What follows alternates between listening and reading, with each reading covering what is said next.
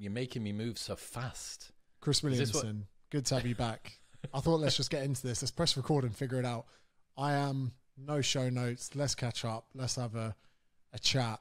Let's talk about stuff. Literally just then, you're looking at our group chat, and I'm telling you that Twitter has just changed in the sense that it's now got the TikTok for you and the following. Mm-hmm. So in essence, the algorithm is changing, whether we like it or not, to be served content, not just on who we follow, but what we're potentially interested in. And Twitter, many of us have probably considered it dead because of the stagnant growth. Would you agree? I wouldn't say so. Personally, for me, I think the circles that I move in, Twitter is probably the primary social media that's used, especially academics, intellectuals, authors, people that do books, like the more culture war side of stuff.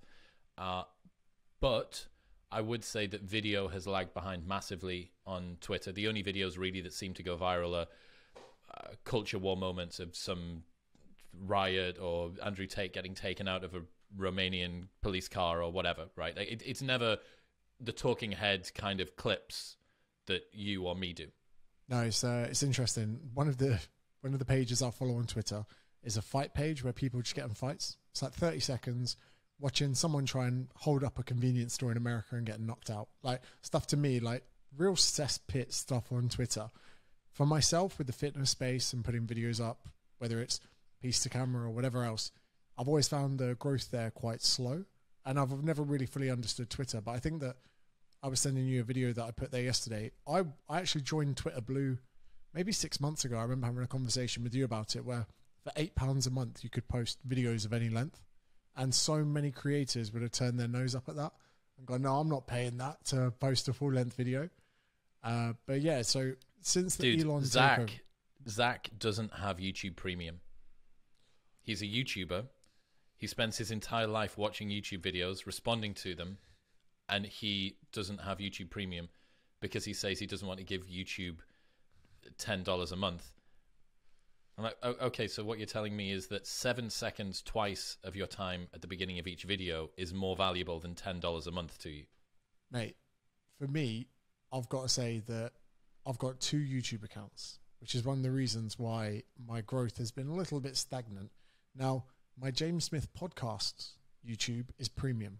So on my TV behind me, I don't watch adverts. But for my James Smith PT generic channel, you can't have premium on 2 accounts. Yes, good Lord.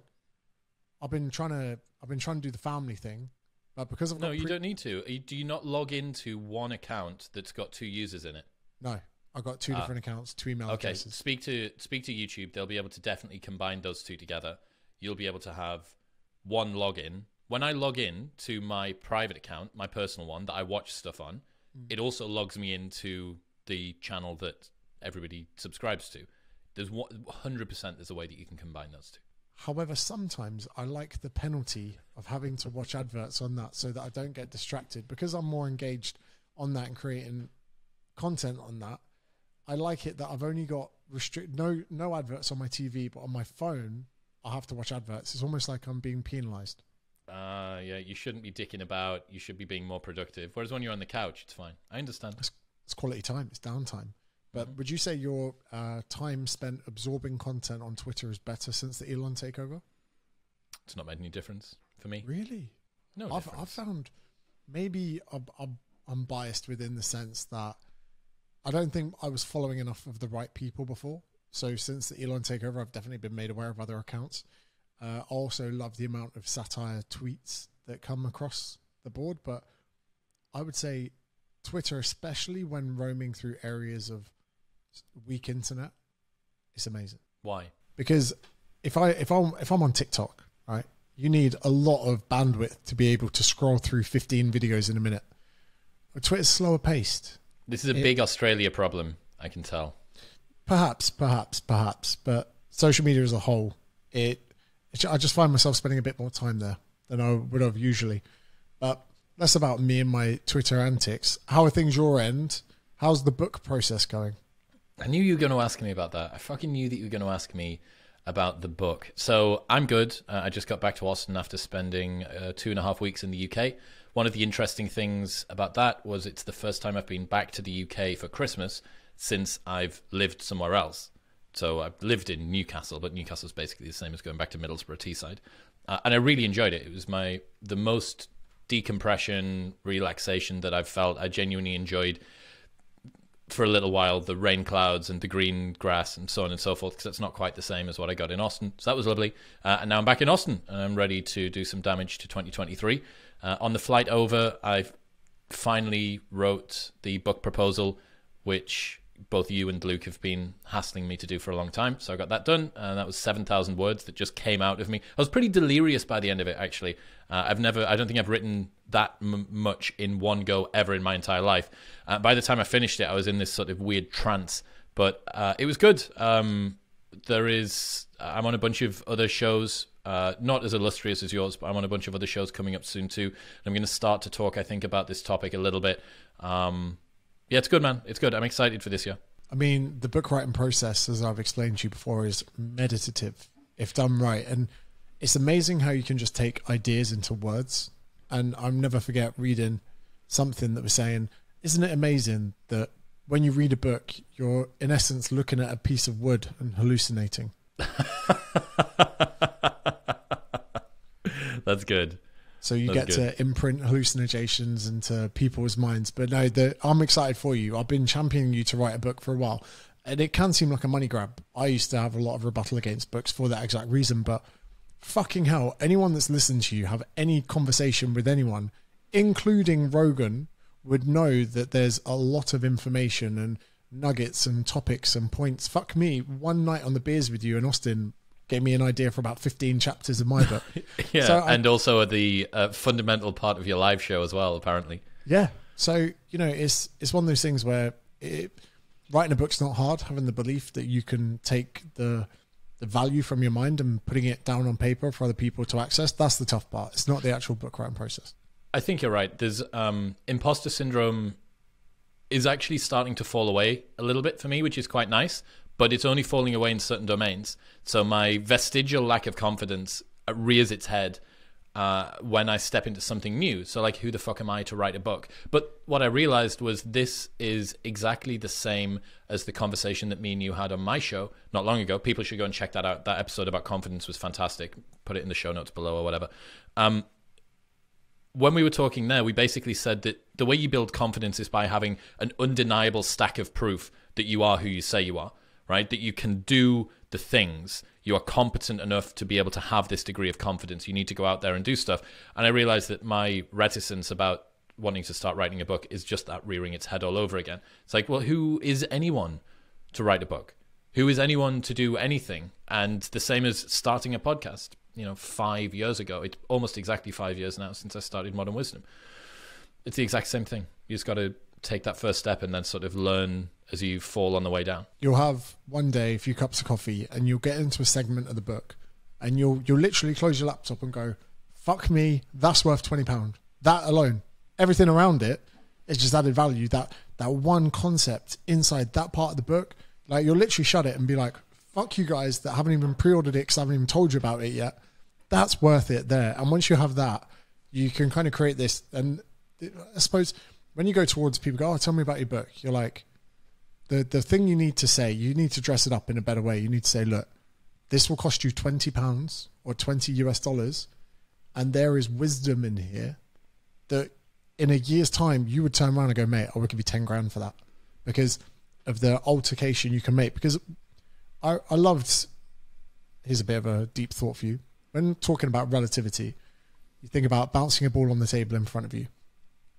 To me and you, the ball's just moving up and down. But to someone in our solar system looking at it, the ball's bouncing up and down on a planet that's rotating at 18,000 miles an hour or whatever. But then if you get someone to look at it from, outside of our solar system, we're now going round a Milky Way whilst going round a sun, all of these things. So to whoever's looking at it, that's why we talk about space and time. We don't just talk about space or we don't just talk about time because everything is moving through something we can't even understand. And our lives are very much the same. We're on a trajectory. We don't fully understand that there's a start point and there's a finish point, and that as we move through space and time and as we live our lives, the slightest little changes to our course and altercations and alterations and all of these things through our lives are impacted by the information we absorb, the ideas. In Inception, they talk about the huge effect an idea can have on the mind, but people still underappreciate the impact of a book. For someone as wise as yourself to sit down for a year and just think of ways that they can slightly bump your trajectory through life to a better and often more positive endpoint. Does that feel like a lot of weight on your shoulders? Does it feel like a lot of weight on my shoulders? Maybe. I don't know. Some of the things that I've taken from podcasts, from your live show, that insight around if you're succeeding at something you hate, imagine how great you'd be at something that you loved. You know, that is what, once you genuinely spend a bit of time thinking about that, that's an incredibly valuable insight. It's one that I actually repurposed without crediting you on Rogan. So, you know, it was, you owe me back many times over. Are we going to try and, how confidentially are we going to talk about what me and you have started working on? I feel like we need to bring it up because it's an elephant in the room for me and you, and nobody knows about this. And neither of us have mentioned it anywhere publicly outside of 2 group chats, one of which is with the team that we're doing this with. Ladies and gentlemen, we just had to delete a part of this podcast because I said too much.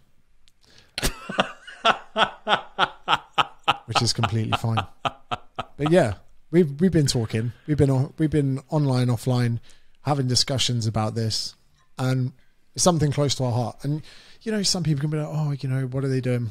In essence, there's only really one thing that you and I truly care about in our lives, and I'd say it's being productive, making an impact, and that is facilitated by our performance. And both of us had planned individually and separately to do a thing that the other one was also doing, and simply by chance I had a conversation with Luke, your manager, and he dropped the ball in one regard and mentioned what it is that you were planning on doing, and I said, that's interesting, 'cause I'm going to do the same thing. So kind of like the what is it, those stones on the Thanos glove, the Infinity Stones. We've decided to put together a team, and this is probably the first real product that I'm actually going to put my name behind, which is super exciting. There's nothing that I've actually, I didn't even realize I wanted this out of life, but almost like brain gains, in the sense that my ability to, this is probably why I drink so little at the moment as well.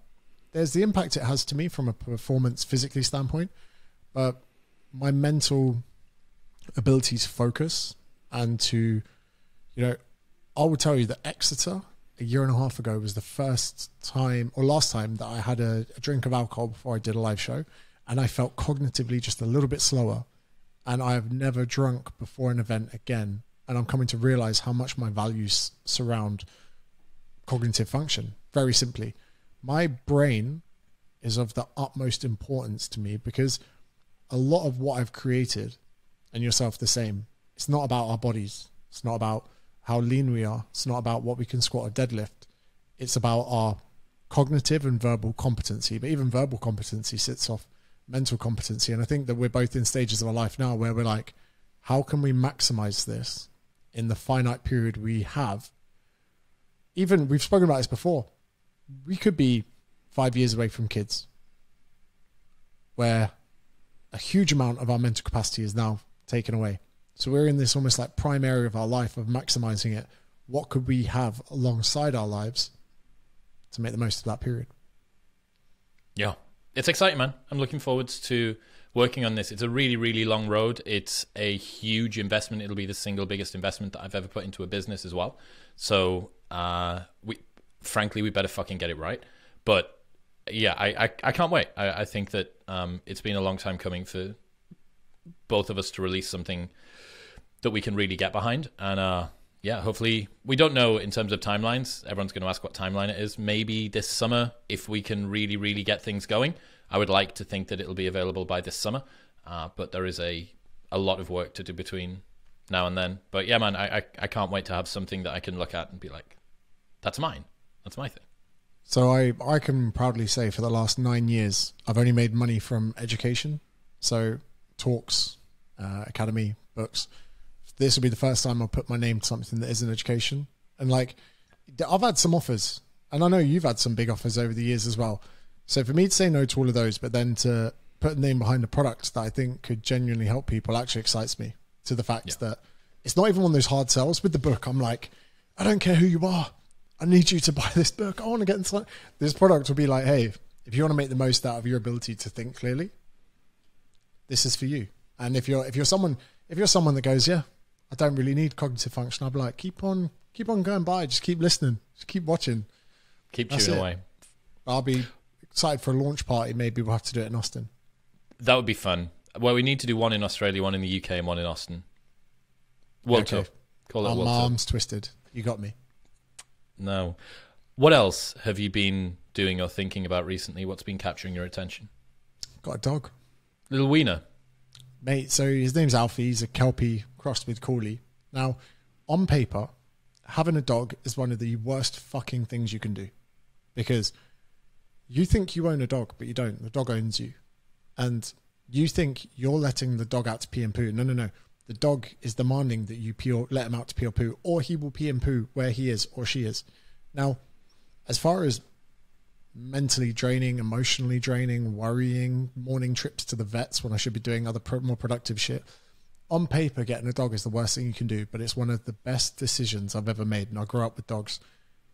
And this is one of the things calculatively, it's almost like an irrational human decision, probably similar to having kids. I know you had someone on the podcast recently discussing kind of, different factors, life quality, whether or not even having kids, people being childless. This is a big debate.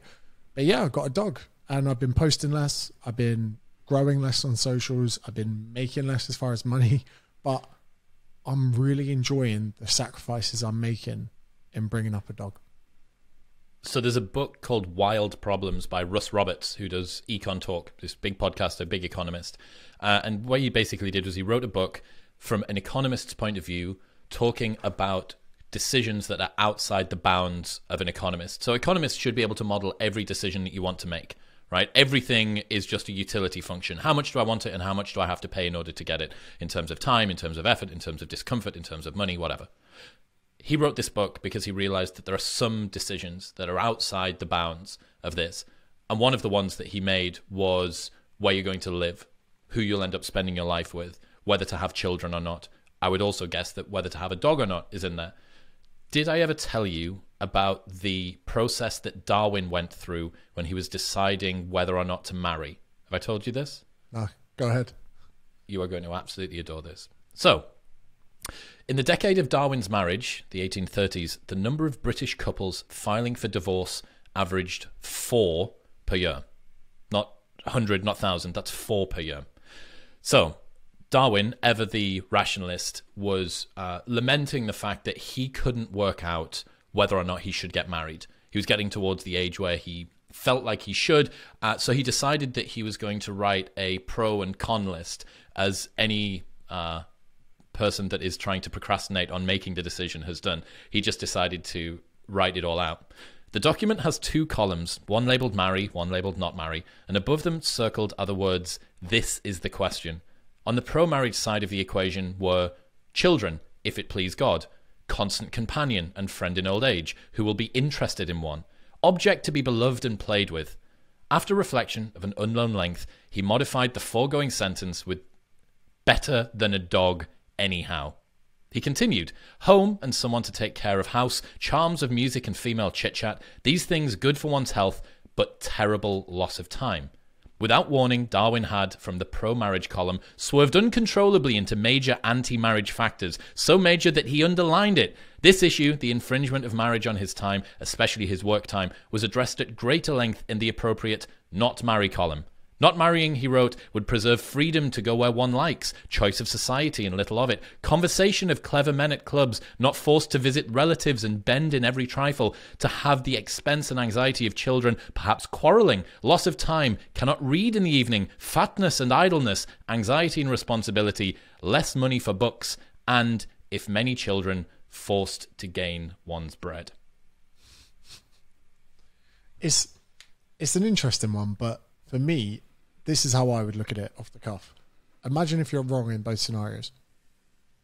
If you're a family man and you decide that maybe children or marriage isn't for you, you can become a single parent and you can have a partial responsibility, or hopefully a full responsibility, but a partial timekeeping affair with looking after the kids. You might do 2 days on, 2 days off with your former partner, and you can bring those children up into the world till they're of age they can look after themselves, and then you can decide the amount of input you want with them. As long as you care, I think that can be done very well. But if you're wrong the other way and you get to the ages of 40, 45, and then you think of the void in your life that would have been from family, children, a loved one, I think that in my mind, it favors going the other way, where you could be amicable with the next partner. You could be amicable with your children. You could still bring them up and do your best for them. But going the other way of wondering what if, I think, is the worst outcome. The things that we regret most often are the things that we didn't do, not the things that we did do. It's very rare that you see someone post online, I regret having my children, and yet I put a tweet up yesterday that said 83% of women, 86% of women say that being a stay-at-home mum is something that they aspire to. It's an option that they would like to be able to have in their life. And that got an awful lot of replies from women that said things along the lines of, I thought that my career was super important. I waited until my 30s to have kids, and I regret not having kids earlier. That was one of the most common replies that I saw from women.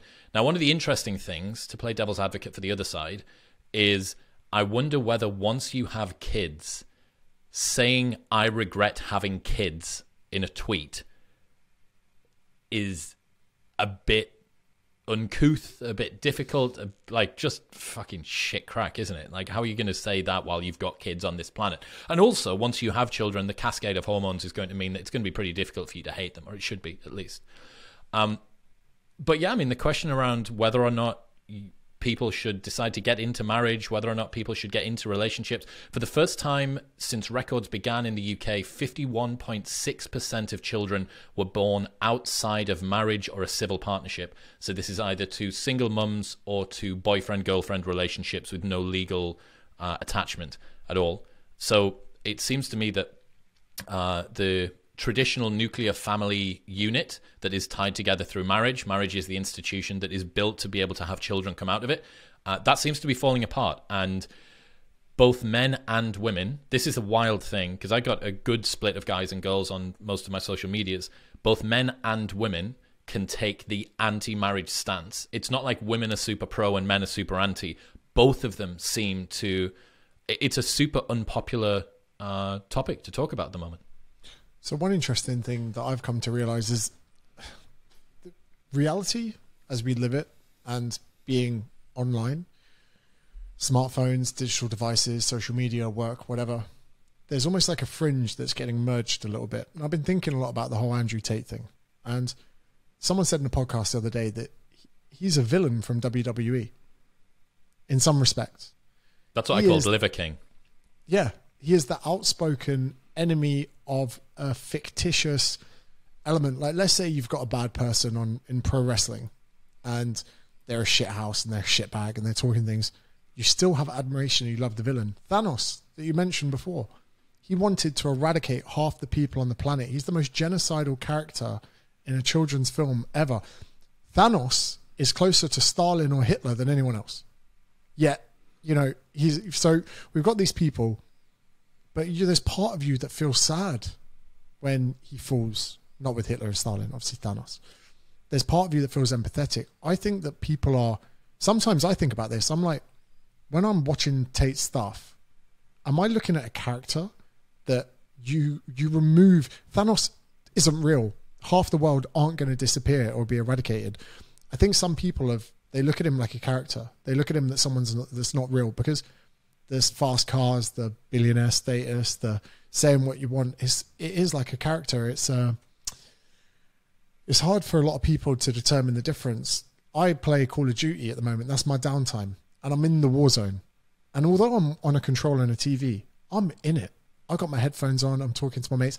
I've left the world and gone in somewhere. But when I'm with my dog, when I'm with my girlfriend's family or with her nephews, that's real time with real people, with real faces. That's my phone that's been left for 2 hours on the side. And outside of those kind of decisions that we make about it, even if you were to remove all emotions from it, surely these decisions to be pro-marriage, pro-children, all of these things play into you not being completely sucked into the digital world that we live in. So could there be maybe an unthought of benefit to the traditionalist sense that when I'm single, I've been trying to recollect what it was like to be single because it's been a while now. A lot more time on my phone, a lot more time watching TV, a lot more time gaming, less time talking, expressing feelings, laughing, joking about trivial shit. So it's worrying that I have a great life and I still spend a lot of time on my phone. People that don't have great lives, I hate to think of the amount of time they spend metaversically taking themselves out of reality online. So maybe for people that don't have a great life, that do have debt, that do have worries, that do have health concerns, maybe the reality of spending time with someone's becoming less appealing because of how appealing the digital world could be. What are your thoughts on that? So there's two things there. I think the first point around the best way to reduce your tech consumption is to create a life that you don't want to spend on technology, right? That's the optimizing function that you're talking about there. If you have a dog and you're out throwing the ball for your dog, you are not thinking about picking your phone up. If you're spending time with your girlfriend, if you're playing with nephews, you're not thinking about that. So that really, to me, is the best solution to tech addiction. Continue to create a life in which you don't want to use your phone. And it is possible. I remember 4 or 5 years ago, I was going out to see this girl in LA, and I was going to spend a ton of time across America. And I spent pretty much like 10 days in this girl's pocket. We spent all of our time together, and she was driving around, and I basically didn't leave her side for 10 days. Didn't look at my phone. Didn't look at my phone once while I was over there. And then immediately I left and I went to Hawaii. As soon as I got to the airport, she drops me off at the airport. As soon as I get through security and get out the other side, my phone's out of my pocket. My phone was a surrogate companion to try and anesthetize myself away from feelings of loneliness. It was there because I didn't have somebody to talk to or something to do. Now, there's an argument to be made that you should be able to get used to boredom without constantly needing some kind of input, but let's take it one step at a time. Now, the second thing around, are we creating a world in which the digital experience that humans have is preferable to the real world experience? I don't think that that's true. I think that if people were able to enjoy a real world friendship, a real world relationship, real world conversation with friends, real world sport, that would beat, for the most part, most virtual alternatives, especially at this stage when we don't have life like VR and all that stuff. The problem is the real world is faced with pain and rejection and anxiety and discomfort and uncertainty and cost and fear. The online world isn't. You don't feel the rejection of someone swiping right on your profile as much as you do going up to someone in a bar and them saying no to you. Right? Left. Been a while since I've been on Tinder. Yeah, me too. Me too. Someone swiping left. Someone swiping left on your profile is not as painful as someone rejecting you in a bar, right? That means that for a lot of people, especially in a hyper-convenient world where discomfort has been turned down as much as is possible, you go from, a warm car when it's cold to a cold house when it's hot outside. All of that means that this region that we exist in isn't very used to discomfort. So why would I want to go out? Why would I want to risk rejection from someone in the real world? Or as a girl, why would I want to put myself in the vanishingly small but still present risk of a physical altercation with a man who's stronger than me if I go to a bar or if I go to someone's house, right? Why wouldn't I insulate myself from all of these real world risks by existing as much online as I can? So I don't know whether the real world is losing out to a virtual world because the virtual world is fundamentally better. I think that it carries fewer risks, and because of that, people are able to have a less enjoyable but significantly less risky type of life through their phones. That's a very interesting point. Now, the last month or so, I was fucked from last year. I had a big year. I didn't really, when you're involved in it, you don't really realize it's only when you stop. To the point I was like, I need to get my bloods done. I need to get my bloods done because I'm tired. I hope I'm not dying. That's how I felt. So I've been playing a bit of Call of Duty, and I've always been a gamer my whole life. I've always loved it. I was clean for a few years to the point I'd give away my headset, give away my controllers. But then I was like, do you know what? New Modern Warfare's out. I love Modern Warfare. Get on it. And I've caught myself slipping a little bit recently where last Friday, my missus goes, do you want to go out with the boys and have a beer? I was like, well, I'm actually going to meet the boys in the Warzone. There's 4 of us. We're all on the same team. The matches are like 25 minutes long. And the idea of staying in on the sofa with my headset on was 10 times more appealing than going to the pub. When I was thinking about going to the pub, I'm like, just going to sit there with a beer and talk. I can sit on the sofa in my own home, play a game, still talk. And she came and gave me a beer while I was playing. And I was like, I don't want to be anywhere else. I was like, that's kind of sad. But in the same sense, there are kids online that are maybe 11, 12, 13. I'm at a stage in my life where I'm 33. I go on the PlayStation for a few hours. I can escape reality, have some fun, play games, whatever. My missus is very supportive of that. She's like, oh, you did a podcast today. You've done this, go enjoy yourself. But as a young kid, having access to that much dopamine, that much community, that much thrill-seeking and competitiveness that should and could be used in other areas of their life that will benefit them in 10, 15 years' time, I'm worried because if there was a headset or if Oculus said we're going to take Call of Duty, instead of looking at your TV, just put the headset on with today's graphics, today's technology, I would do it. And it basically, the point is, it's getting good. And I mean good on there. And these kids are so good at this game. And for a lot of them, if they've got a minimum wage job that's paying them, what's minimum wage at the moment? £8? Yeah. So that's suddenly going to get clipped as like Boris Johnson thinking a pint of milk is £20. But when looking at the realities, like my life's great, but those 2 hours in there are fun each day. If your life's not great, why would you seek a promotion, start a venture, work on your passion project when you could be in the war zone? It's worrying.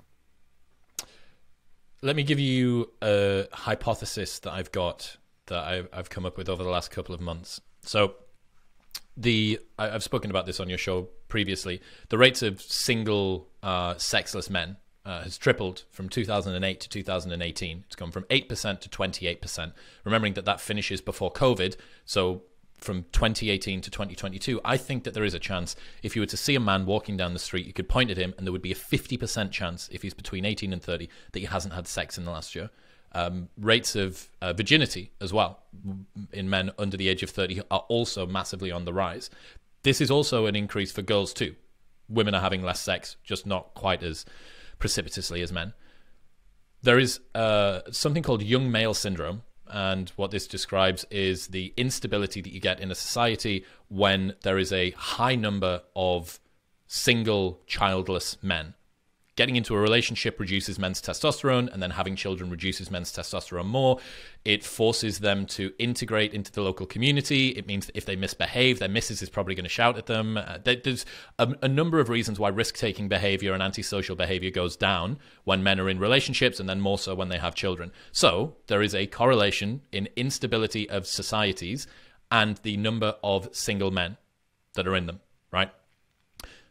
Given that we have unprecedented levels of sexlessness amongst young men, we should see swaths, roves of bands of sexless, high-tea, risk-taking men just causing havoc, pushing over granny and doing all of these bits and pieces. And there is data to back this up, right? There are a number of different civilizations throughout history for whom this has happened. Yes, there have been some, like, incel shootings. There was one in the south coast of the UK only within the last year and a half, I think. But really, they're vanishingly small in comparison with this huge stat, this young male syndrome. So there is a question to be asked, like, where are all of the incel killings at?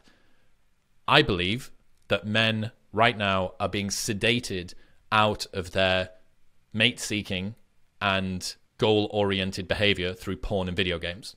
I think that rather than going out with a bang, men are going to go out with a fizzle. That they are able to get the same, only a little titrated dose, right? A tiny little bit, but they're able to get enough of satisfaction for sex through porn and satisfaction for goal seeking and camaraderie through video games. that is exactly where I was getting with that, because the porn thing is growing Stop up stealing with my concept, James. That's mine. That's my one. sign book 4 quick. But the porn thing as well is worrying. Growing up, at least we had dial up. I had to get just to get fucking access to LimeWire sex. yourself a dirty MPEG. But now, like, you think, like you say, men giving up, you know, masturbation, no fat movement, all of these things. For a lot of them, it's to kick their ass into gear of actually going out and accessing sex. And when, in essence, what you're doing by masturbating is you are entering the virtual reality of imposing yourself in the videos that you're watching. So you are entering the sexual metaverse. But then you close your laptop lid, go wash your dick, I hope. And then you're on a video game where you're imposing yourself into the reality of, you know, when you win in the Warzone, you're seeking status. You are seeking to kill every other member there to come out on top, to then take a photo of your screen, which I'm hoping to do later today, to say to everyone else, I am better than you. And I'm better than you. Otherwise, you would have beaten me, but you didn't. And those behaviors probably of bringing the biggest pig back to the fucking tribe, or, you know, hunting a woolly mammoth or whatever it is, we are losing grasp of those. And like you say about incels, sexlessness, this is going to have a big impact on the world moving forward. Interestingly enough, have you listened, because I know you're a Rogan fan as well, I was listening to Peter Zeihan, is that his name? He's been on the show. Yeah, I brought him on the show before. Rogan keeps slipstreaming all my guests. He's brilliant. I've been listening to the phenomenal. first, I got in bed last night and I was like, oh, this will be fun. I fell asleep a bit too early. But he was talking about the issues that Russia have been having for quite a long time about their population continuing. And if they didn't make changes to the way, I'm not going to quote it word for word, but they had an issue with their kind of young men and what their young men were doing. And if they didn't go to war in Ukraine and expand their country and colony and reach, that they would be facing almost, it sounded like he was aiming towards a population collapse. What do you feel about that idea? Because people like Elon Musk are saying that, you know, global warming is an issue, but population collapse is worse. Where do you stand on this? Population collapse is an absolutely massive issue. So this is kind of outside of the scope of what I'm writing about at the moment, just because it's such a huge conversation to have. The bottom line is that the carrying capacity of the Earth is bigger than we are at now. Fundamentally, if you say, and this is the most common, if I say population collapse is something that you should be concerned about, one of the most common rebuttals to that is, good, we're killing the planet, humans are a scourge on the Earth, it's human racism, as Alex Epstein calls it. If that's how you feel, fundamentally, you and me have a different view of humanity. I don't think that humans are inherently broken and awful creatures who need to be gotten rid of as quickly as possible to save this precious, fragile planet. I think that we are the creatures that are wrangling the planet into a usable form. Climate-related deaths have gone down 50 times over the last 100 years as the climate's supposedly been getting worse. Yes, the climate is something that we need to be concerned about too, but climate mastery is something that humans have got. The problem that you have with population collapse as an existential risk is that there is no smoke in the sky, there are no forest fires, there are no images of turtles with straws up their nose being pulled out, there is no movie where a Terminator comes down that can make people think about AI, there is no asteroid that you can see in the sky. Population collapse is a very unique type of existential risk because it doesn't galvanize any kind of response, and it's basically unforeseeable until the point at which it's too late. In the same way, everybody will be familiar with the R number, right, from COVID. If it's above 1, for every infection, you get more infections. If it's below 1, for every infection, you get fewer infections. The problem that we have at the moment with the population collapse is that we are below replacement rate. You have to have more children coming out of each couple than couples that are dying, which means that you need 2.1 children for every couple. We do not have anywhere near that. It's like 1.4 in the US amongst, like, across most of the population. It's the same in the UK. Now, the issue that you have is fewer people means fewer people to make fewer people. And that will just continue and continue and continue. And what you'll end up with are certain pockets of society who aren't like that. So Mormons, for instance, people that come from religious backgrounds don't tend to be, their birth rates aren't dropping that much. There is like an argument to be made that you're going to end up with a proliferation of Mormons across America. Not that that's necessarily a bad thing. My assistant's a Mormon. But It's really, really fucking concerning. Yes, I'm concerned about population collapse. Yes, I think that the derogation of the family unit overall, the conning of women, or the derogation of mothers as a role, is something that is causing women to feel like a, whatever you would call a domestic prostitute, as opposed to literally creating the next generation of people. And then when it comes to, again, one of the most common rebuttals that I hear to that, which is like, look, I don't want to have kids. I can't wait to just live my life as I go forward. I don't need to contribute in this sort of a way. I'm going to either be a boss man or a boss bitch, and that's going to be the remainder of my life. So, well, who do you think is going to look after you when you're older? Like, who's going to drive the GDP forward? Who's going to generate ideas and revenue for the economy? From a more literal, physical sense, who are the young people that are going to be in the home as carers, caring for you? If the one thing that you're going to have left at the end of your life is your money, you're going to use that money to spend it on carers that will look after you because you don't have any family, because you decided not to prioritize one, which is perfectly fine and correct. But you are taking out of the pool of young people without having contributed to it. I'm not saying that there is a moral imperative for every person to have children, because children are the future adults that are going to look after us when we get older. But that is an element of it. Like, you need young people in order to be able to support you when you get old.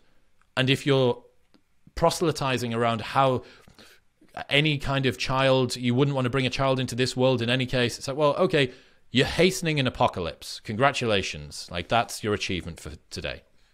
And the virtue that is assigned with people, they go, I'm not having kids because there are too many people. It's a complete anti-truth. The fact that, as Peterson says, he goes, there is nothing more explicitly genocidal than the idea there are too many people on the planet. So when people You've been watching my podcast. I have been watching your podcast. That's from you've just quoted my own podcast. Back to me. Link will be in the show notes below if everybody wants to go and check out the episode with Jordan Peterson. It's great. But it's worrying because the discussion I have with just normal everyday people that don't absorb 17 hours of podcasts a week, they go, there are too many people. I go, how many people do you know with 3 kids or more? None. Well, in that case, they're having 2, which is replacement. And for every single child, we are below replacement, not to mention fertility rates, testosterone rates, all of these things. And even like trying to explain this to my parents, I'm like, we're not having enough people. And worryingly, the more developed a country is, the lower the reproduction rate is. The countries like America, Great Britain, Australia have spent the last 100 years becoming developed to the point that we now worry about the climate. What a fucking privileged position that is. I'm not saying that's not a problem, but worrying about your carbon emissions is pretty fucking privileged. When you especially got an obese nation, not only did we get past the points of food being scarce, we've now got too much. Like, we're over here going, hey, help, we're worried about the climate and we're fat. And we've got enough spare time that we're getting confused about fucking gender, right? So we've got that. Where other countries are like, yeah, we're trying not to die. Oh yeah, can you stop making fires and burning fossil fuels, please? You know, and so we're in this position, and isn't it fucked that developed nations are going to collapse first? While continents like Africa, their birth rates are still high, even though they've still got huge amounts of preventable deaths that they're still suffering from. Like, the quicker that we can appreciate and understand world issues, the better climatized we can be with it. And like you say there, who's going to live on your legacy? And I said this, I think I said this in my second book. If you think about the hundreds and thousands of years humans have been here, our lineage goes up ancestrally so fucking far. The amount of suffering that people went through for me and you to sit here and have a fucking conversation in an air-conditioned room on a 400-pound microphone just so we could have this chat, and you're just going to stop the buck here. Like, everyone has their own choice, apart from the vaccine. But with that choice, you know, people maybe need to be better informed.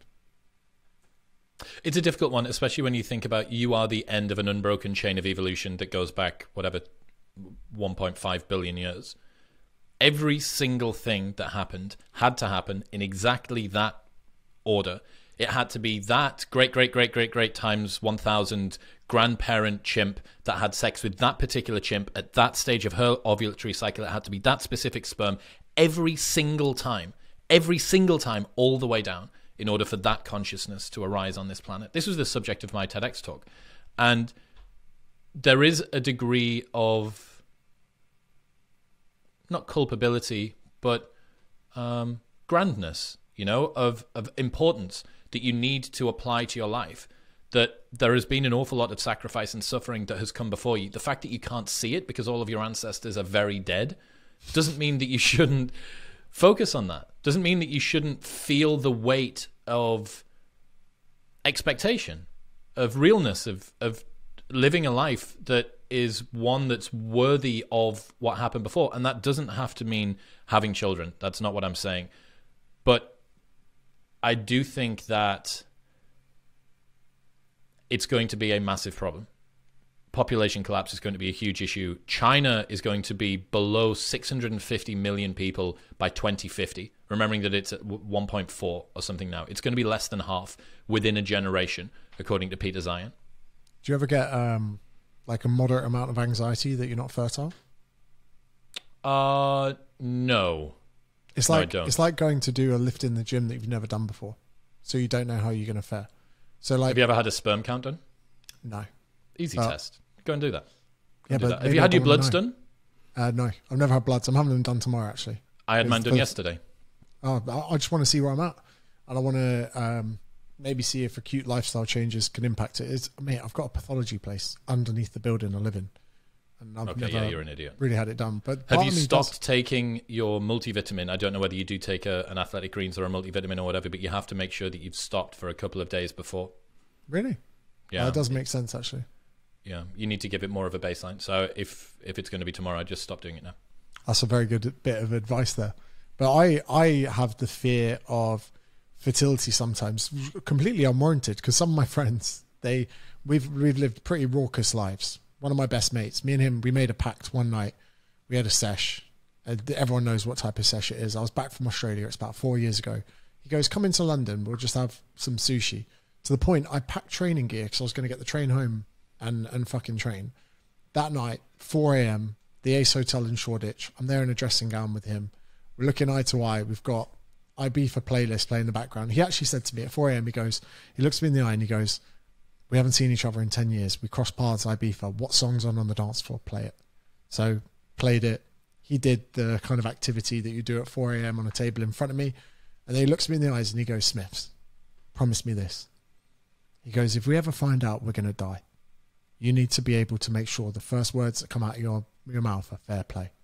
And he goes, so you're sat there, your family are around you, all your loved ones, you get told you got cancer and you got a week to live. You got to say loud and with chest, fair play. And he goes, if you can't say fair play with chest, you're not living life right. And that's one of the best lessons I thought ever in life. If you found out you were going to die in a week and you were really upset about it, you didn't live your life enough. Obviously, my life's changed quite a bit since then. But for me, the idea of lineage stopping with me, maybe because I left it too late to have kids, or I waited too old, or I did too many drugs, or I fucked with my hormones too much, or whatever it is, that's a burden that you'd have to live with. So let's say I'm 35 when I go to have kids, and then I have a sperm count. They go, sorry, son, 10 years ago you would have been fine, but you've riddled out over the last 10 years of playing too much Call of Duty, and now your swimmers don't work. I have to look back at not just myself, not just my missus, not just my parents or whatever. I got to look back at hundreds of thousands of years of lineage and say, sorry guys, I fucked this. Well, you do know that there is a solution for that right now, and there's a solution for all of the guys and girls that want to avoid this regret, and it's just freeze your eggs, freeze your sperm. Like, you can go and do that. That is something that you could Google, or you could get your assistant to Google it, and you could go and come into a cup this week or next week, and you've got it, and it's there. Seems a bit uncouth. Look, you've just learned that word. I said it earlier on. Now you've learned a new word, and you're trying to inject it into the podcast. Yeah, I don't get me wrong. I think that the regret of not being able to do something that you want to do is something that people should be concerned about. But I don't know. While we're on this topic, do you know what? I was just thinking a second ago as we were talking. You're in America, I'm here. Do you know what I want to talk about? Circumcision. Brilliant conversation. It just popped into my head then. Are you intact? Well, yeah, I'm still team. But the thing is, was it Andrew Schultz who said there should be no word uncircumcised? Correct. That was on your podcast. There's just circumcised and there's dick. Yeah. There's no word for not paraplegic. Why is it Americans get the snip? So I don't know. I've asked around, and I can't really seem to get it. But I was in a car with my friend and his girlfriend, and she said to him, "Baby, just close your ears for a second. I have seen a lot of dick in my life, and I have never seen one that's got a foreskin." That's what she said, and I'm like, "Wow." If you were in the UK, it would be the same as the opposite. I went to my buddy's stag do in Houston in November, and he is obsessed with Asian shit. So made us go to an Asian spa, the biggest Asian spa. It's called the Golden Temple in Houston. It's got 9 different types of sauna. It's got an ice room. It's got a ton of different hot tubs, all at different temperatures, and cold tubs and all the rest of it. The hot and cold tubs are through the back of the changing room, and they're completely nude, right? So it's male only, totally nude. So I walk in, Todger out. Over the far side of the room, I see the groom-to-be laid on a massage table, face up, with his arms over his head, like completely straight, like this, totally naked, with a small, wiry Asian man in his mid-50s with what looked like a pretty rough loofah, just like that, up and down on his leg, like that far, like a nanometer away from his gland. And that was the first thing that I saw when I walked in. After that, I also realized that I was the only person that had a foreskin in the entire room, and I felt a bit out of place. The girl that said she'd seen a lot of cock, was she, like, just as a professional standpoint, was she hot? Yeah. So then she shouldn't be seeing too many flaccid penises. So my counter argument to that would be, how many cocks are noticeably uncircumcised, not a word, when erect? So how close have you got to a circumcised penis? Because I haven't, but I've had this discussion. So the problem that you have is when you remove the foreskin, the gossamer thin corona of the penis, the head of the penis, that for me and you is incredibly sensitive, desensitized, is desensitized because it gets keratinized, right? Over time, it becomes like the cracked heel. Andrew Schultz described it as Joey Diaz's cracked heel. Like that thick sort of, like that kind of skin that you have if you've played too much sport in tough football boots. But that girl, I reckon she's seen normal cocks, but they've been erect, so she's thought they're circumcised when they're not. She's expecting an elephant. She's out of the room pretty quickly if that's the case. You know what I mean? But do you know what fascinates me the most? And a lot of people go, why are these guys talking about cocks? Because I've never seen such territorial stances. Considering we're all born with foreskins, people that get the snip are willing to live and die on the sword that the snip is the best way to go. But correct.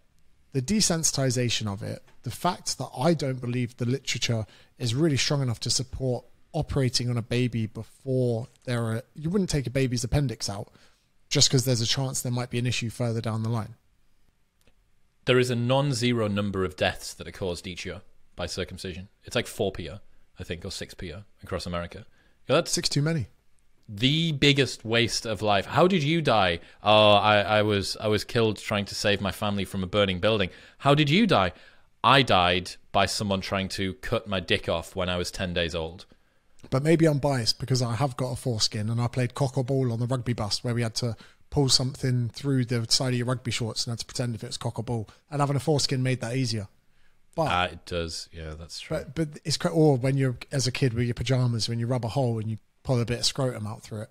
But isn't it crazy? Because Darren, one of my best mates, he's Team Snip. And then he starts propagandizing it. He goes, oh, nah, but because you've got that, it's dirty. And cope. I'm like, whoa. Massive cope. Yeah. And I'm like, isn't it crazy? We start attacking each other. You know how the left attack the right, although we both got cocks. But suddenly mine's better than yours and yours is better than mine. It's just a weird dichotomy in which we live in. So there is a study that was done where they brought people into a room, big group of people, and they tossed a coin in front of the people as they came in. And if it was heads, you were blue team, and if it was tails, you were red team. So they separated people out. Everybody knew that the decision criteria that they used for selecting people was totally arbitrary, and everybody had seen it. The researchers decided they were going to go over and they have a chat to the red team, and they go, so what do you think about the blue team? They're like, well, they're fucking stupid, aren't they? I mean, they're not as smart as us. They're definitely, a completely arbitrary metric that was used to be able to split people up into two groups created tribal dynamics immediately. One of the interesting things that you see as well, Rob Henderson wrote about this. It's called compensatory self-enhancement. So one of the things that people do is if I say that guy over there is really good looking, you go, yeah, but I bet he's a narcissist. Or yeah, I bet, but he's got a tiny cock. Or that woman is really successful and she's got loads of money. Oh yeah, but I bet her family hate her. What we have to do is we try and bring down certain elements of other people's personalities. That's a very particular type of personality that would say that in any case. My point being, the desire to bring down others and the speed that we start being tribal is absolutely rapid. Take anyone to a football match. Is it mad if Sunderland play Newcastle, you got two groups of people that hate each other when the majority of them only support the team because they grew up in that area? I remember I once watched Soccer AM as a kid, and there was a Newcastle fan who said he never eats bacon because bacon's red and white is the colour of Sunderland. It's almost like a craze. Like I've said this a few times, and the FA, if you're watching this, or UEFA, start mixing the crowds, right? Mix them. People will die in the beginning, so maybe if you care about your life, don't go to a football game for a year. Mix the crowds, and let's see how brave people are for a while, right? Metal detectors, obviously, let's not make it too easy for them. Don't let them bring knives or fireworks or whatever. Mix the crowds, because segregating people, I think, enhances and lifts and makes it more aggressive. When you feel like you're undefeatable in a tribe or in a big group, you put 10,000 people together in any setting, they feel like they're invincible. Otherwise, people would not go to war like they did throughout history. I only learned this because my housemate back in the UK is the physio for Newcastle Falcons. Rugby teams, rugby crowds, they just throw them all in together. You just go and they don't have that. And the problem you have with football, I don't know whether people in America that are listening to this will be able to appreciate, because it may be the same when it comes to American football or baseball or basketball or whatever. The level of aggression and vitriol that happens at a soccer game in the UK, especially if it's a derby like Everton, Liverpool, Man United, Man City, Sunderland, Newcastle, is like electric. It's absolutely electric. And it's so primal, so aggressive. These people aren't just doing this for show. They're driven to hate that group over there. And yeah, I don't know. Sport is such a really great tool for bringing people together, and it's one that I'm increasingly enjoying getting back into in various forms. But there are some elements of it that can weaponize some nasty sides of human nature. It's a learned behavior as well. It would have started, there would have been an infancy to it, and everyone that's been brought along to a football match to shout abuse at the other people, it's a learned behavior. The reason I think rugby is so different is because that behavior was not learned. And mixing the crowds great, because there should be banter between crowds, especially cricket matches as well. Every sporting event I go to, I'll sit there and I went to a tennis match and it was Great Britain versus Australia, and I'm next to a bunch of old ladies, and Great Britain won the match, and I turned to them and I said, isn't it good that Australian tennis is going to be a proper sport next year? And we had a little bit of a giggle, they had a little bit of a laugh. Like, that's the way it should be. You shouldn't be separating people on this way. The kind of polarization that can occur now, especially through manipulation, social media, algorithms that are now going to play into people. Like, isn't it crazy? We were talking about Twitter right at the beginning. The feed, or the reality of which you are served the world, is based off what they perceive you to be. So the availability bias, the reality of the world that we make available to us, is really only the information made to us. So if you're a polarizing character who picks sides very quickly, it's very interesting to try and understand what content you would be served versus other people. Well, one of the problems that you have is very few people are original thinkers now. Most people, their ideas and opinions are repurposed from somebody else that they saw online, and that's repurposed from somebody else, and that's repurposed from somebody else. There are precious few original thinkers, But what that means is that the culture war online is largely two armies of marionettes, right, that are being ventriloquized by a handful of original thinkers. Yeah, I'd agree with that. I think in some respects, that's where I see my role on the earth. It's not to be original. It's to repurpose and kind of reinvigorate some kind of meaning and attitude behind things that I've learned. I kind of see myself in some respects as not just absorbing lessons, not just being like a solar panel that absorbs all the light, but being more reflective. So I say, yeah, I'll take some of that for myself, but I'm going to give some to other people. And I joke around all the time and say that I'm a master of regurgitating, because I listen to things in kind of a sometimes pretty boring manner, and I could try and make it a bit interesting. And I joke around about teaching jiu-jitsu. Maybe in 4 or 5 years I get my black belt.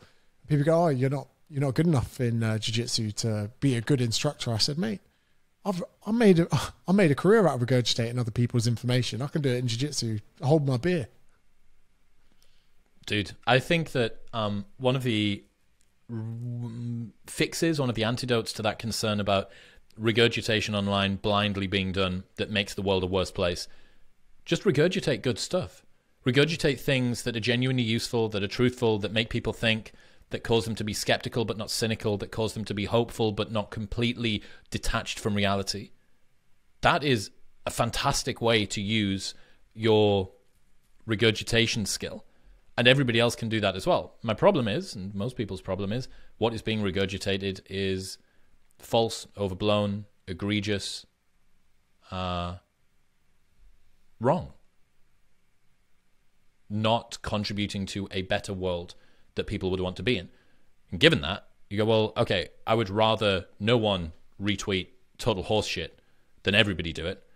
But for every extra opportunity that you have to give people a good insight, that'll move them. That you nudge the world one step closer to the kind of existence that you want it to be, right? That again was the back end of my TEDx talk, where I was like, all of this pressure that you have evolutionarily, everything has come and you are the tip of the spear of all of this unbroken chain that has led to your existence right now. You have the opportunity to nudge the world in a direction that no other person could have done. As brilliant as he was, Da Vinci didn't do Dali, and Michelangelo didn't do Dali. The only person that could have created what Dali created was if he embraced everything that he was. That means that you have an imperative to do that as well. If you decide to fold to paths of least resistance, or what is easy, not what is meaningful, or the way that you've dealt with past traumas, or your societal conditioning, or whatever it is, if you cede ground to that, every millimeter that you lose is making the world less beautiful, yet less unique, and your imprint on it that is exclusively available to you and nobody else is being wasted. It's a very important way to kind of express because a lot of people out there are going to be absolutely petrified of the idea of regurgitation, or just credit people from, if I tell you something meaningful and I tell you where it's from, it's not like they get 10% of the message. And, hey, I learned this from someone else. Crediting people, I think, sometimes puts you in a better light. If you're trying to pretend that you are the creator, or that the inception of an idea was your own, it can sometimes be inauthentic. There's something else that I wanted to talk about with you today, completely off topic to that point. You have an impeccable hairline.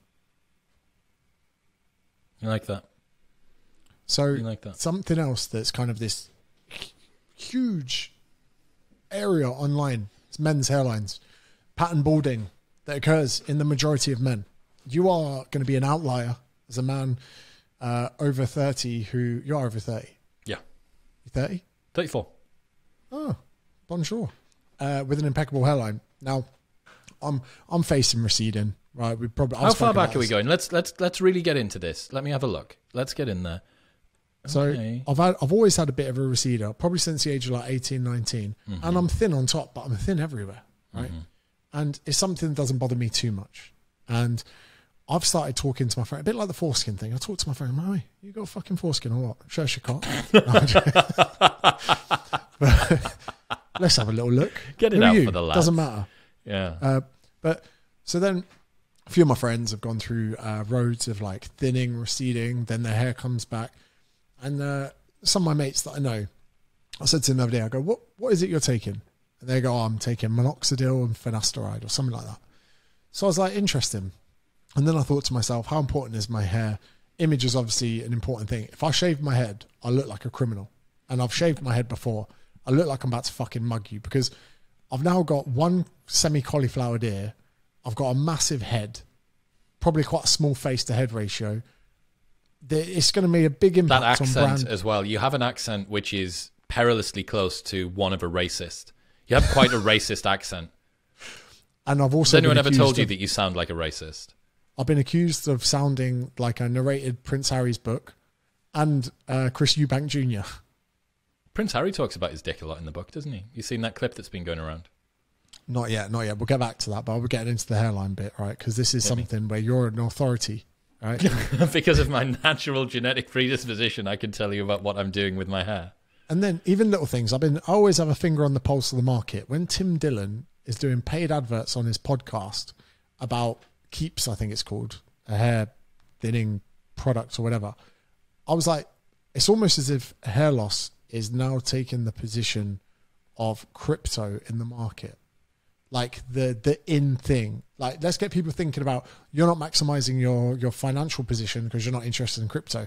Now men, because the market's collapsed, like, what can we get money out of men for? A hairline. So then I looked into this finasteride and minoxidil.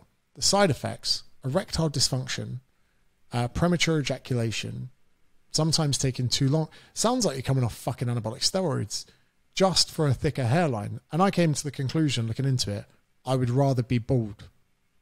But it's a heavy price to pay. Many men will go to Turkey and have surgery and all of these things for a hairline. To you, how important is hair in the bigger picture of being a man in the modern world? Well, given that I literally today went into the barber and I get a 2 on the sides and a 2.5 on the top, there's not much there. Yeah, maybe the hairline isn't receding, and I'll probably end up with it, I guess, until the end of time. But I also do have the worst thick, curly mange that comes out of the top of my head. And I dealt with that throughout all of school. I always wanted the cool quiff that I could do. I didn't need to straighten it. I'd be able to do nice styles. It would sit well. I never, ever, ever had that. And the tables have turned now, motherfucker. You were one of those kids in school with the cool bleach blonde streaks in it. Look what's happening now. But James Smith with the quiff. James Quiff. James Queef. When it comes to hair loss stuff, let me put you in with Derek from More Plates, More Dates, because he is Mr. Authority on this. I've watched this stuff, but this is the thing, right? If I start addressing it's then a problem. Because there is no solution without a problem. And part of me doesn't want to make it a problem. Okay, well, the male denial of medical issues runs so deep that even hair loss is going to be like, this is why men who see blood in their urine don't go to the doctor for 6 months until they collapse at work. Like, this is the exact same energy. Issue, or is it a normal thing?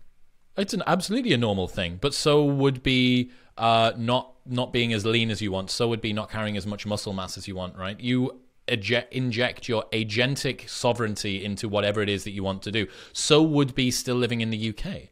You know, you have to make your force and impact on the world. You just choose the boundaries at which you finish that. But this is it. And I think I'm willing to die on this, a bit like I'm going to be Team Foreskin. I think that there's almost going to be a pride in the day that I just shave it. And you know what? Have you considered that if you cut off your foreskin, your hair might grow back? Maybe they need to like break it down and put it into, use some of that keratin to, yeah, exactly. We could inject it. The only thing I'm going to miss is the mullet, right? Because it's such a good way to live your life. Hang on a second. You're going to be able to have the ultimate mullet. Yeah, but I just don't know if society. None on top, all on back. Maybe your haircut with a mullet. But don't you think there's like a shared insanity between people that are giving this much importance to a hairline? Because even Bradley Martin, YouTuber, Nelk Boys, Big Boy, he said he would give, like, I can't remember what he's saying. I think he would say he'd give all the money he's ever earned to have a good hairline. And why is it so many men are assigning such importance to something that I don't even think women care that much? And if anything, Jason Statham, Bruce Willis, Look at Nicolas Cage in the 90s. He had a Homer Simpson level of hair on top. The Rock.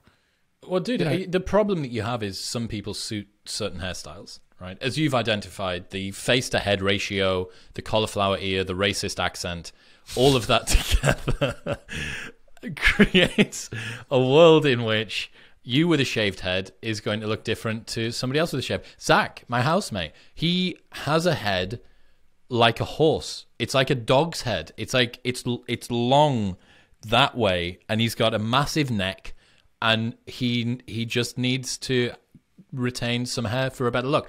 Why is it that men are having an existential crisis around losing hair? Because there has been status assigned to still having hair.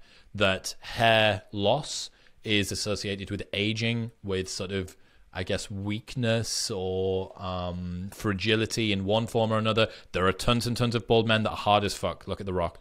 But this is it as well. Actually, balding, I think, is tied into the more manly men, because you look at the follicle shrinking. It is, but it's older men. It's manly men. But the follicle shrinking is often down to something called DHT, which is an androgen.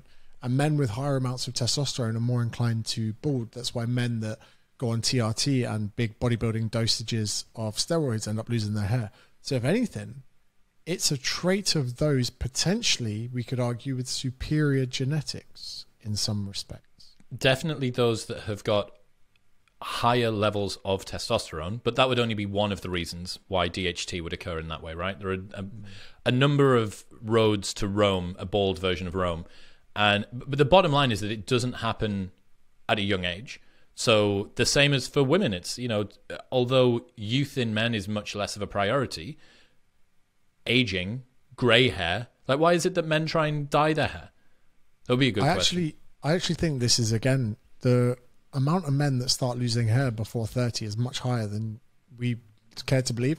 And I was sat in Croatia, I was in Split, I was having a coffee one morning, and I was looking at the locals, and I was looking at the middle-aged men in Croatia, and I do this next time you're somewhere, right? When you're at an airport, wherever it is, look at men's hair, and you'll realize the majority of men are experiencing hair loss before old age. And similar to the foreskin debacle, I just want to question normality.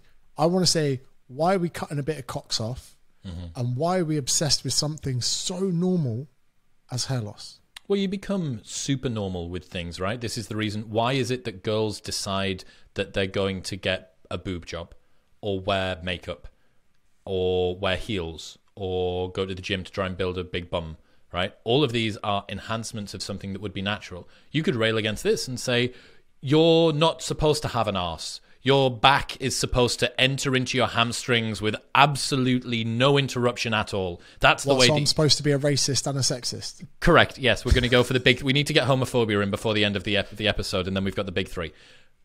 My point being, everything that humans do is to enhance their appearance, right? There are certain cues visually that people find attractive or statusful. Here's an interesting one for you. You might have seen this. Here, I'm going to ask you another question after I finish this. I put a video up on my Instagram a little while ago that said men and women were shown videos of men. These videos showed them speaking and a little bit of movement. Women were asked, which of these men do you think is the most attractive? Men were asked, which of these men do you think would be most likely to win in a fight? Basically, which is the most dominant? 1 year later, they looked at the men that had been in the videos, and they found that the ratings of attractiveness that women gave them had zero correlation with the number of sexual partners that the men had. And the dominance ratings that other men gave them were highly correlated with how many sexual partners they had. What it seems to be is that not only can men pick dominance as a correlate for attraction, male attraction to females, more effectively, that most of the things that men do is for dominance. So if you have two men that are waiting by the side of the road to cross the street, the distance that they will cross when a car is coming toward them is significantly shorter if there's a woman present. And this has been replicated over and over and over again. Risk-taking behavior, masculine traits, that testosterone-fueled lifestyle is something that is put on display a lot. Women are doing this with makeup. Why makeup? Why smooth skin? Why Botox? Why fillers? Because all of those things are associated with youth. it's exactly the same when it comes to hair for guys. I think, yes, it's correlated with high testosterone, but it's also kind of got this cultural space where it's like, fat, bald men. Like those are 3 words that you really do not want to be.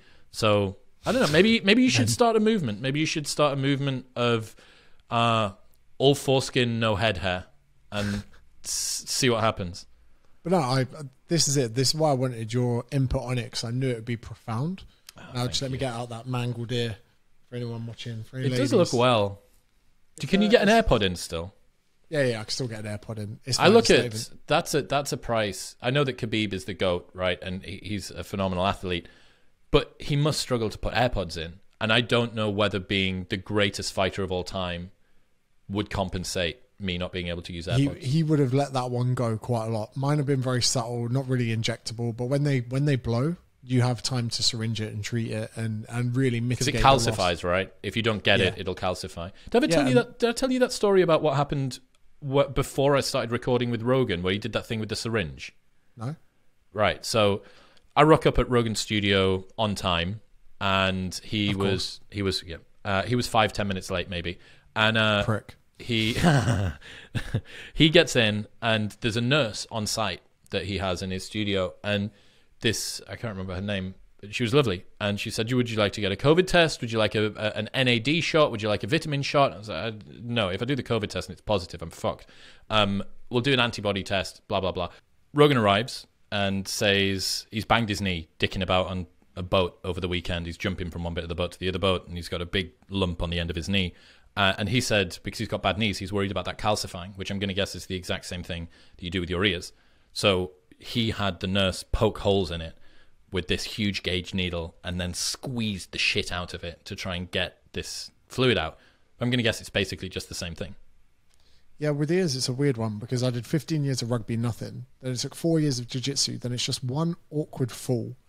And the 2 layers of skin, it's actually the rubbing between them. It's not even the impact. And then you get a little bit of swelling. Then when there's a little bit of swelling, you get another bit of rubbing. And over time, it just gets worse and worse. You're very unlucky if it's just one hit. But the craziest thing is, there are some people that have trained for 20 years with nothing. Then we'll have a white belt 6 weeks in, get the worst cauliflower ear ever. So I think there's a genetic, like, you could be at risk of getting a bad ear or something like that. But some people in like the outskirts of Russia will then put their ear against the table and get their mate to hit it with a glass bottle, so they can kind of blow up their ears to get status amongst men, which is a really interesting thing. So my dad, from a professional standpoint, said the first things he'd ever look at in someone was their tie and their shoes. He would look at how their tie was tied and how clean their shoes were. Me, I kind of gauge someone's compatibility by looking at their face, scars, ears. In jiu-jitsu world, the first thing I'm doing is looking at someone's ears, and I can get a rough, partially inaccurate gauge of how much they've trained by looking at their ears. But yeah, it's a weird. We're all weird, aren't we? Everyone on this planet, men, women, the lot. We're just fucking weird. It's very bizarre. Did I tell you about that tribe that use yams as their primary source of status? No. So there is a quasi hunter-gatherer tribe that was studied for Will Storr's book, The Status Game. And in it, the primary source of status isn't money or property, it's yams. So men grow these insane-sized yams, these things that require 5 people and a wheelbarrow to maneuver them around. And that is where their main bit of status comes from. So in the same way as your Russian boys smashing each other in the ear with a glass bottle to try and get that effect, because that totally arbitrary artifact has been decided on, that's the thing that gives you status, or it's your car, or it's the size of your yam. And what they do in this tribe is they actually gift the yam to their greatest enemy. So it's kind of almost like a middle finger, fuck you. Here was the other thing, actually, that I wanted to bring up. As attention has grown, especially over the back end of last year and going into this year as well, I have been getting an increasing number of comments, especially on Instagram, on videos that I put up, from people with opposing points of view, both of them disagreeing with me for opposite reasons. And I remember you saying something a little while ago along the lines of playing chess, not checkers, with your content is getting people that both agree and disagree with it to share it. But do you not find it infuriating that two different people can find the opposite problem with the same piece of content? Oh, it's crazy, mate. I like, yesterday I did a video about steroids, and the point was that I've been on a journey taking steroids 10 years later, looking back, and I've done a DEXA, and in the DEXA I came out as 11% body fat, even with 0 abs, a good bit of junk in the trunk. And 3 people commented going, mate, you are not 11%. And I'm like, in the video I've said, I carry all my fat here. I did a fucking DEXA. So if they have disputings, they need to make that with the DEXA, but they some reason are attacking me for me showing them my DEXA of being 11%. And I was like, I'm so infuriated by just their inability to read the situation. Or I'm like, I can't be losing energy of my life over this. But now, you know, when you think, how can someone be so stupid? That cognitive drain, it's very difficult, Chris, because sometimes people take 2 and 2 and make fucking 100. Huberman did a tweet the other day about something very pro-beneficial to someone's life, and someone replied with a big Twitter following, hounding him for his point of privilege and all this. I was like, are we reading the same tweet, mate? Like, people are fucking insane. But then, like, I saw that. I saw you'd said that basically that woman's response was completely at odds with what it was meant to be. Like, people look at a situation and go, how can I misinterpret this to be offended? Yeah, correct. Well, the problem is that it is significantly easier to be a victim than to succeed, right? If the way that you gain status or accolade or recognition in the world is by having to do something that is difficult and worthwhile, you are capped at how much of that you can do, because your capacity to deploy that into the world has an upper bound to it, right? If you want to gain status by being great at jiu-jitsu, you are limited by how good you are at jiu-jitsu.